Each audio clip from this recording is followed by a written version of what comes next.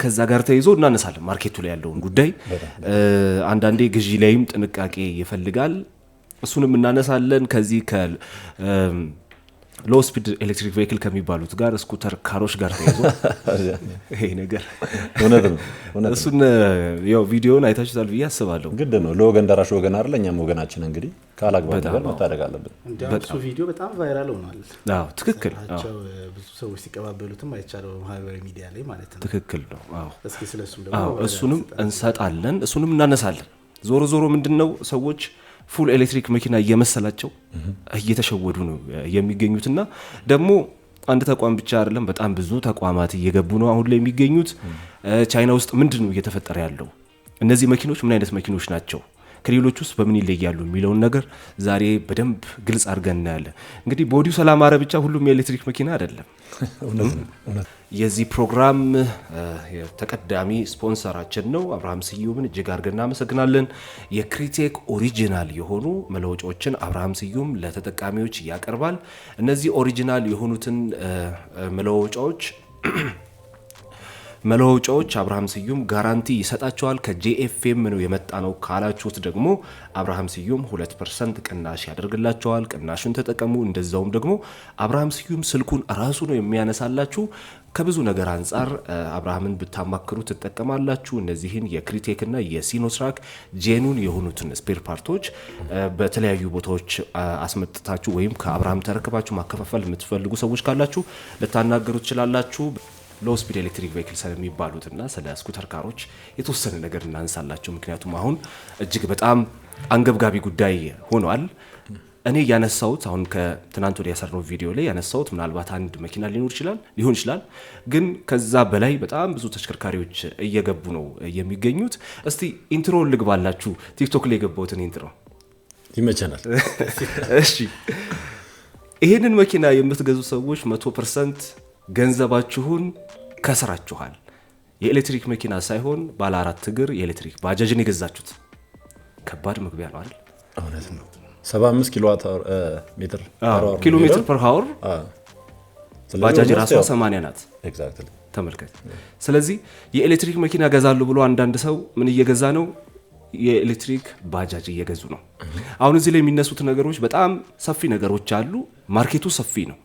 አሁን ችግሩ ሰው እነዚህ ሎው ስፒድ ኤሌክትሪክ ቬሂክሎች ናቸው ብሎ አውቆ ቢገዛቸው ምንም ማለት አይደለም። አምኖ ቢገዛቸው አይደለ?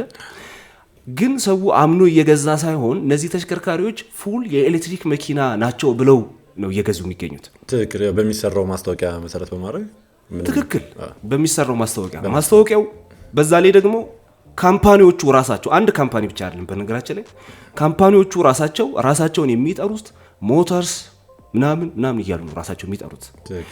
ሌሎች ቻይና ላይ ብንሄድ ግን እንደዚህ አይነት ስያሜ የለም። ስኩተር ካር የሚያመርት ነውርም ነው። ስኩተር ካር የሚያመርት ከሆነ በቃ ስኩተር ካር የሚያመርት ካምፓኒ ነው፣ ሎጎም ያስታውቃል። እኛ ጋር እንደ ቻንግሊን እነዚህ ስኩተር የሆኑ ተሽከርካሪዎችን የሚያመርቱ ተቋማት ወይም የሚያስመጡ ተቋማት ራሳቸውን እንደ ፉል ኤሌክትሪክ መኪና አምራች አድርገው ወይም አስመጪ አድርገው ነው የሚናገሩት። የሚገርመኝ ነገር ደግሞ እነዚህ ተሽከርካሪዎች የሚናገሩበት ወይ ኢትዮጵያ ውስጥ የሚገጣጠሙ ናቸው ብለው ነው የሚናገሩት። ተመልክታል። አሳዛኝ እኮ ነው። ኢትዮጵያ አሁን ባለንበት ሁኔታ ኤሌክትሪክ መኪና ማምረት የጀመረች ሀገር አይደለችም። ነገር ግን እነሱ የኤሌክትሪክ መኪና ሜድ ኢን ኢትዮጵያ እያሉ እየሸጡ የሚገኙት ማለት ነው። ይህ ማለት ከፍተኛ ማጭበርበር ነው። እነዚህን ተሽከርካሪዎች ለመለየት ምንም ሰፊ ምርመራ ማድረግ አይጠበቅባቸው።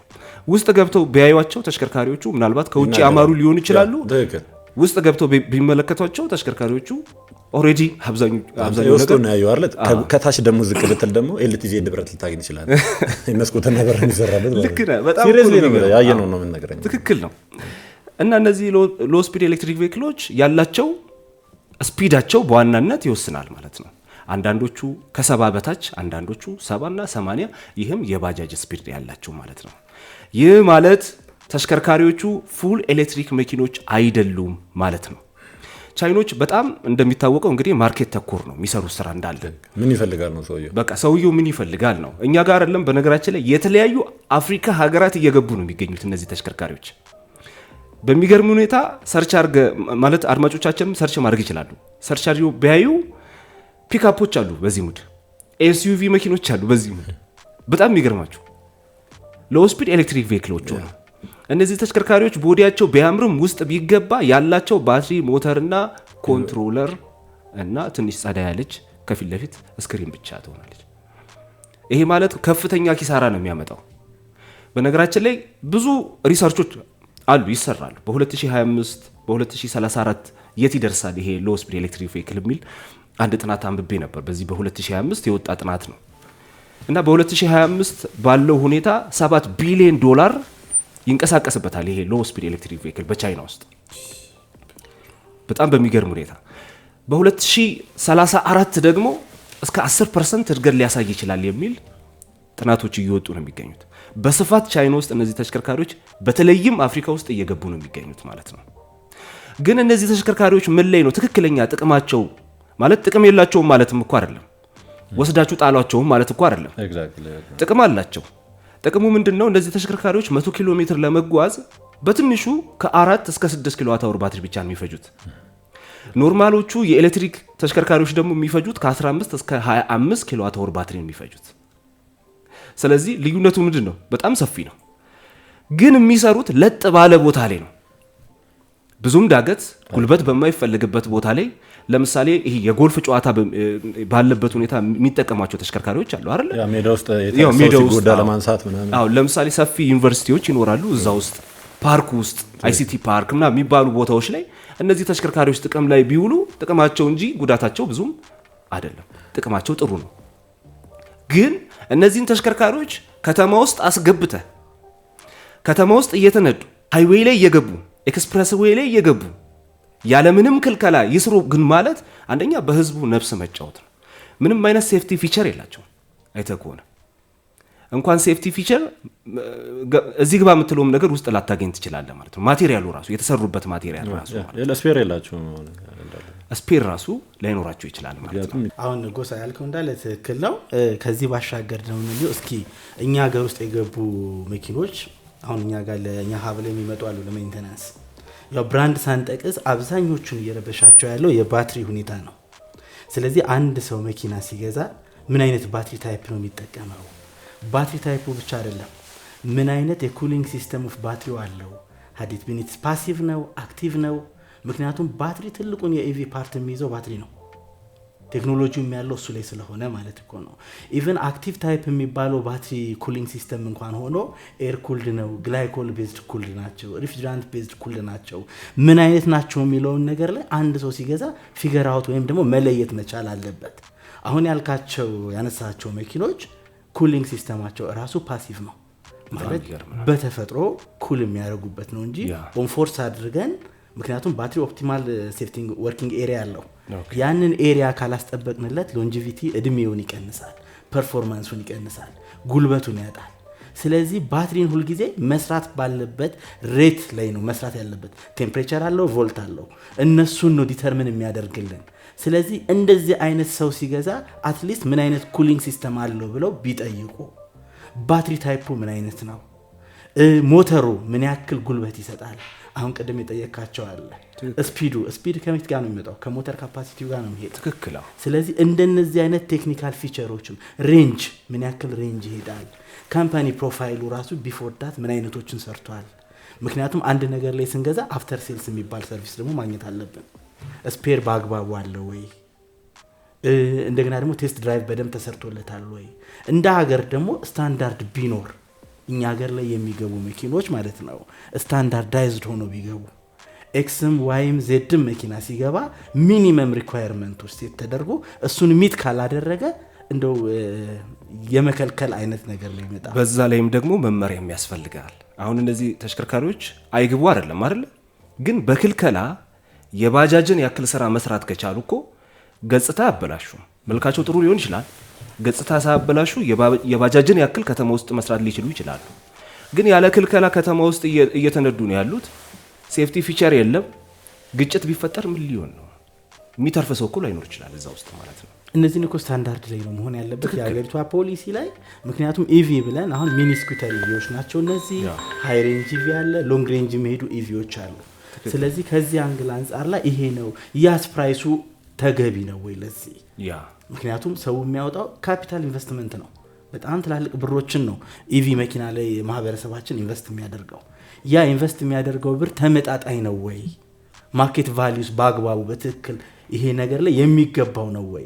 ሁሉም ገዝቶ ነገ ከነገ ወዲያ አውት ኦፍ ሮድ ላይ የሚወጣ ከሆነ ማለት ነው እንደ ሀገር እኮ ኪሳራ ነው። ትክክል።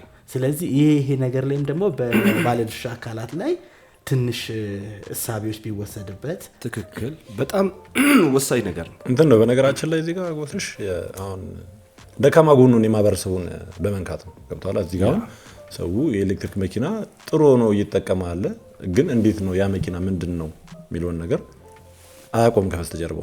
ስለዚህ የሚያስበው ምንድነው እዚህ ጋር የሆነች የተወሰነ አማውንት ኦፍ ገንዘብ ቅናሽ አለው። ስለዚህ ቢያንስ አንዳንዱን እንደውም እኮ ምን ይላል መሰለ፣ ይሄ መኪና ተው ስትለው ችግር የለውም ልግዛውና የተወሰነ ሰርቼበት መኪና ቀይራለሁ ሁላም ይላል። ስለዚህ ይሄ እርምጃ ደግሞ አንዳንዴ ሰው ግንዛቤ ሳይኖረውም የሚገዛው ነገር ኤሌክትሪክ መኪኖችን ስም የማጠልሸት ነገር ይኖር ይችላል። ኤሌክትሪክ መኪኖች አሁን ላይ በቃ ሌተስት ነው። በቃ በአለም ላይ የሚደርስባቸው የለም። አሁን ላይ እየገሰገሱ ስንወርድ ታለ እንግዲህ በደንብ አድርገን ነው የምናየው እና በጣም እየተስፋፋ ነው። እንደዚህ አይነት ደግሞ ሁኔታዎች ሲፈጠሩ የኤሌክትሪክ መኪኖችን ስም ያጠለሻል። በነገራችን በጣም የሚያሳስበን ነገር ምን እንደሆነ ታውቃለህ? ምንም እንዳልኩ ምርጫህና የወሰንከው መኪና ጥሩ ከሆነ ምንም ጥያቄ የለውም።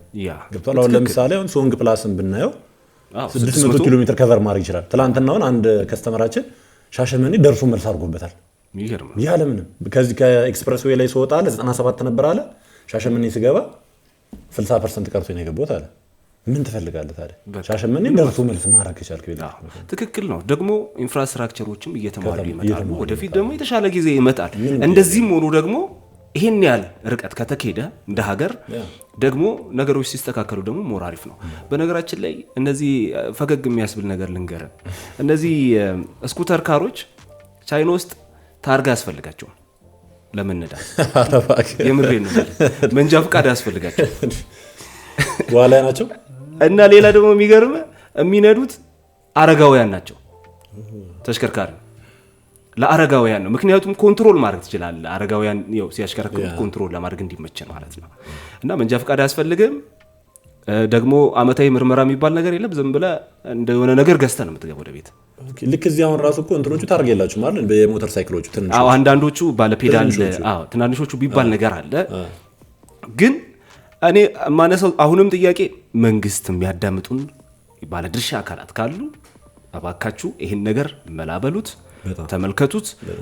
የነዚህ ኤሌክትሪክ መኪኖችና የስኩተር ካሮች ልዩነት ይለይና በመመሪያ እንተዳደር ነው። ካልሆነ ወደፊት ምናልባት ነገ ተነገ ወዲያ አደጋውም እንደ ሀገር የሚያሳፍረን ነገር ከመፈጠሩ በፊት እንትን ነው ምን መሰረጎት ሻው እኔ ለሀገር ምኮ ኪስራት ነው ኪሳራ ነው።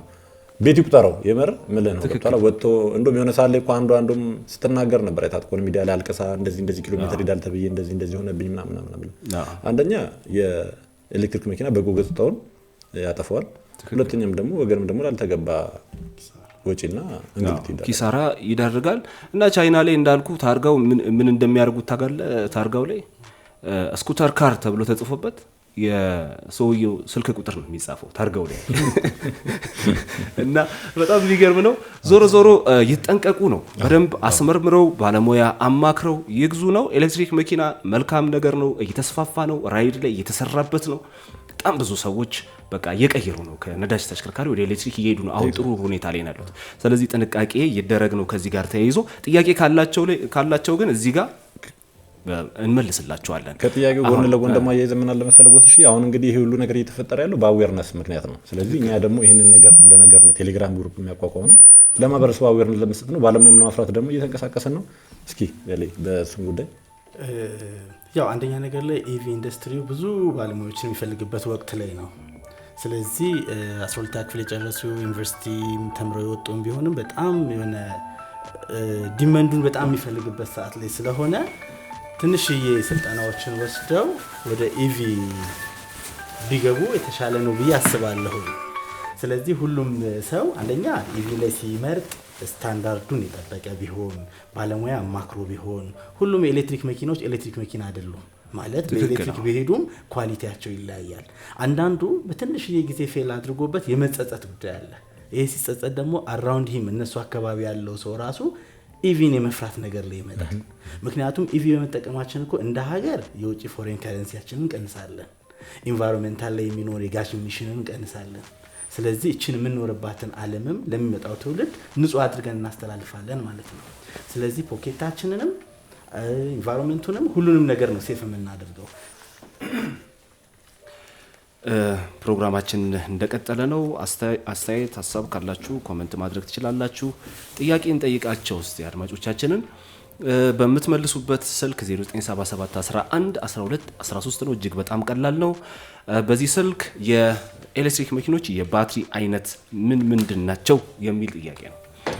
ሳምንትም ጠይቀ ነው ነበር ተመሳሳይ አይነት ጥያቄ ነው። እጅግ በጣም ቀላል ይመስለኛል። የኤሌክትሪክ መኪኖች የባትሪ አይነት ምንድን ናቸው? ቶሎ በመለሰ ነው እንግዲህ ካርድ ሽልማት ነው ዛሬ የምንሸልማቸው።